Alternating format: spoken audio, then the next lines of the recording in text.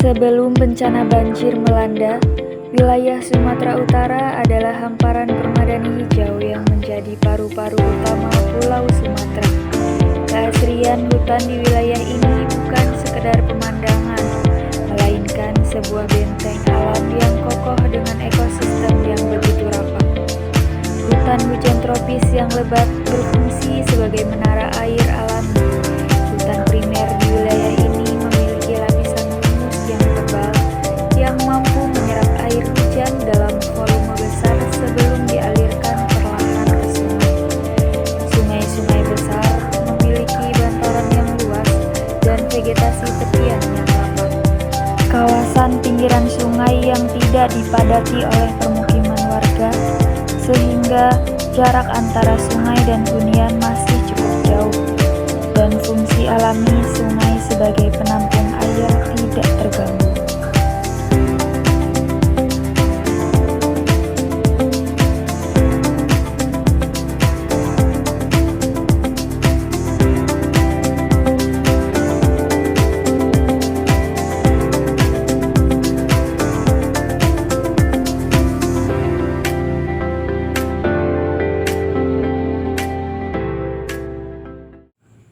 Jadi, kenapa sih banjir di Sumatera Utara bisa separah itu? Pertama, dari faktor cuaca. Curah hujan yang sangat tinggi yang dipengaruhi oleh fenomena La Nina yang bikin wilayah Indonesia bagian barat jadi lebih sering hujan. Terus ada juga yang namanya MJO, yaitu pergerakan awan hujan dari Samudra Hindia yang masuk ke Sumatera. Jadi hujannya bisa terus-terusan sampai beberapa hari. Belum lagi ada pertemuan angin di atas wilayah Sumatera Utara yang bikin awan hujan makin tebal dan besar. Yuk simak video berikut ini untuk memahami lebih jelas bagaimana proses terjadinya banjir. Tahukah kamu kenapa sih Pulau Sumatera belakangan ini sering banget kena banjir? Padahal hujannya biasa aja, tapi kok airnya nggak mau pergi? Ternyata masalahnya bukan cuma di langit, tapi di tanah yang kita pijak. Dulu, hutan Sumatera itu kayak spons raksasa. Kalau hujan turun, akar-akar pohon bakal menahan airnya, biar nggak langsung lari ke sungai atau perumahan warga. Tapi, menurut data terbaru, tutupan hutan kita makin tipis gara-gara alih fungsi lahan. Hutan alam disulap jadi perkebunan atau bangunan beton. Akibatnya, air hujan nggak punya tempat parkir lagi di dalam tanah. Dia langsung meluncur bebas kayak meme prosotan. Dan boom, terjadilah banjir. Yang bikin kaget, hilangnya hutan ini cepat banget. Bayangin, area hijau yang luas itu botak dalam waktu singkat, cuma demi kebutuhan industri dan lahan baru. Bukan cuma manusia yang kebanjiran, rumah si belang dan teman-temannya juga hilang. Kalau hutan habis, banjir datang, satwa pun bingung mau tinggal di mana. Yuk, sadar lingkungan dari sekarang. Jangan sampai Sumatera jadi cerita masa lalu.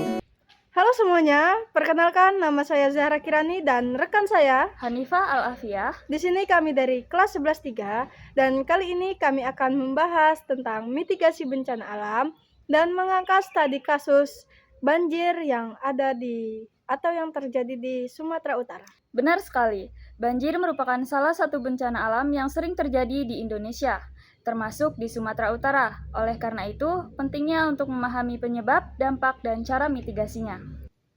Oke, baik. Langsung saja ke wawancara dan langsung ke pertanyaan yang pertama. Sebenarnya apa yang terjadi pada peristiwa banjir di Sumatera Utara?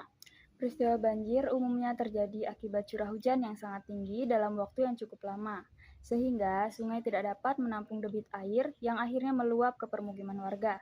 Selain itu, di beberapa daerah, sistem drainase yang kurang baik yang membuat air hujan tidak mengalir dengan lancar.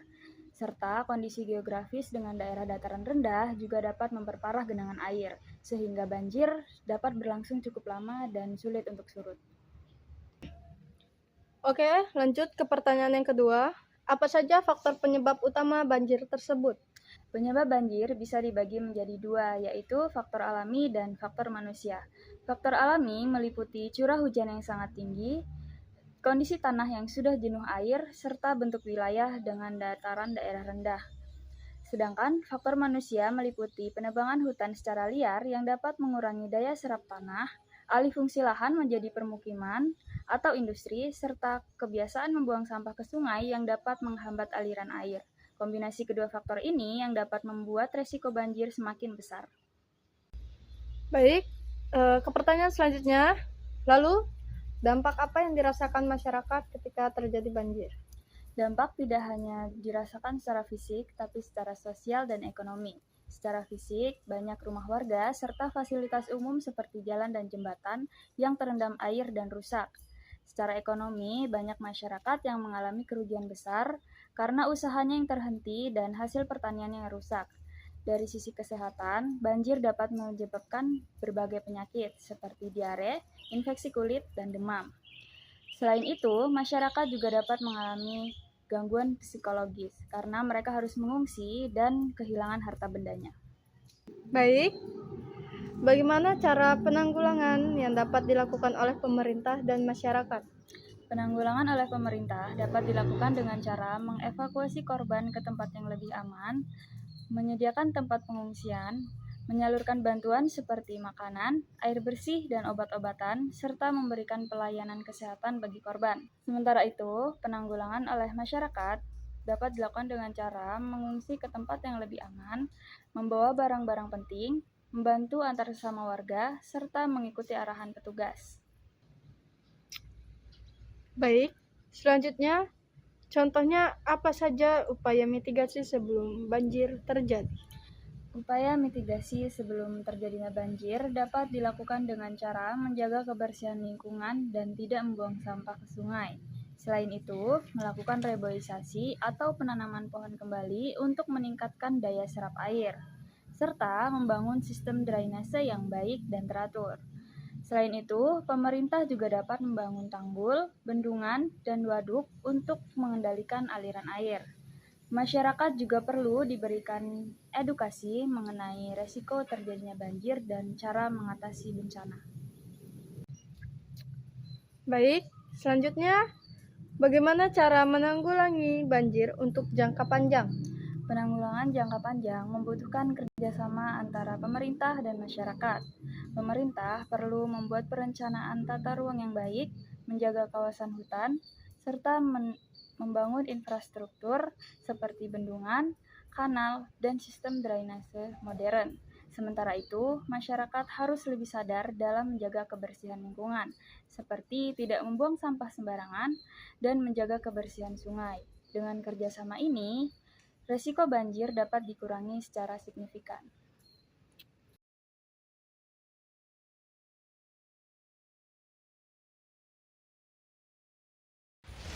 Halo wargi tangguh, yuk kita sama-sama simak apa saja ya mitigasi bencana banjir. Yang pertama, jaga lingkungan sekitar. Yang kedua, lakukan program tebang pilih dan reboisasi. Yang ketiga, buatlah sumur resapan. Yang keempat, hindari pembangunan di pinggir sungai. Yang kelima, rutin bersihkan saluran air. Saat banjir terjadi, jangan panik. Segera matikan arus listrik untuk menghindari terjadinya konsleting. Amankan dokumen dan barang penting di tempat yang tinggi, dan pantau perkembangan bencana melalui media sosial, TV, atau radio. serta catat nomor penting yang sewaktu-waktu dapat Anda hubungi. Apabila skala banjir meningkat, segera mengungsi ke tempat yang aman atau lokasi yang telah disediakan oleh pemerintah maupun tim relawan.